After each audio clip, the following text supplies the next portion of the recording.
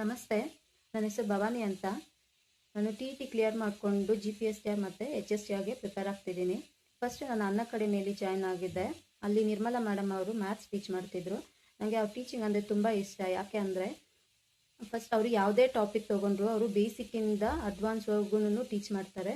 ಮತ್ತು ಅಷ್ಟೇ ಅಲ್ಲದೆ ಕ್ವಶನ್ ಪ್ರಾಕ್ಟೀಸ್ಗೆ ಅಂತ ತುಂಬ ಕ್ವಶನ್ಸ್ನ ತಂದು ಸಾಲ್ವ್ ಮಾಡ್ತಾರೆ.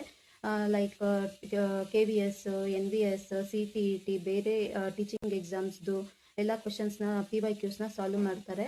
ಅಷ್ಟೇ ಅಲ್ಲದೆ ಯಾವ ರೀತಿ MCQಸ್ನ ಕಡಿಮೆ ಟೈಮಲ್ಲಿ ಸಾಲ್ವ್ ಮಾಡಬೇಕಂತಲೂ ಸ್ವಲ್ಪ ಟ್ರಿಕ್ಸ್ ಹೇಳ್ತಾರೆ.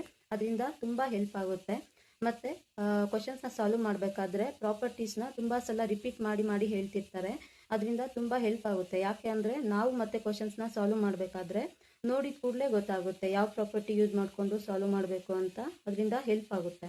ಅಷ್ಟೇ ಅಲ್ಲದೆ ಮೇಡಮ್ ಮತ್ತು ಜಿಯೋಮೆಟ್ರಿ ಕ್ವಶನ್ಸ್ನೂ ಅಷ್ಟೇ ಕಡಿಮೆ ಟೈಮಲ್ಲಿ ಯಾವ ರೀತಿ MCQಸ್ನ ಸಾಲ್ವ್ ಮಾಡಬೇಕಂತಲೂ ಹೇಳ್ಕೊಡ್ತಾರೆ. ನನಗೂ ಅದರಿಂದ ತುಂಬ ಹೆಲ್ಪ್ ಆಗಿದೆ.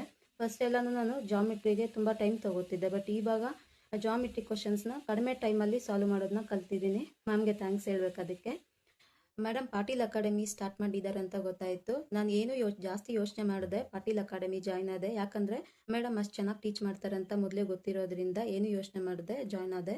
ಮತ್ತು ಮೇಡಮ್ ಅಷ್ಟೇ ಅಲ್ಲದೆ ಪಾಟೀಲ್ ಅಕಾಡೆಮಿಯಲ್ಲಿ ಟೀಚ್ ಮಾಡ್ತಿರೋ ಎಲ್ಲ ಟೀಚರ್ಸನ್ನು ತುಂಬ ಚೆನ್ನಾಗಿ ಕಾನ್ಸೆಪ್ಟ್ ಕ್ಲಿಯರ್ ಮಾಡ್ತಾರೆ, ತುಂಬ ಚೆನ್ನಾಗಿ ಟೀಚ್ ಮಾಡ್ತಾರೆ.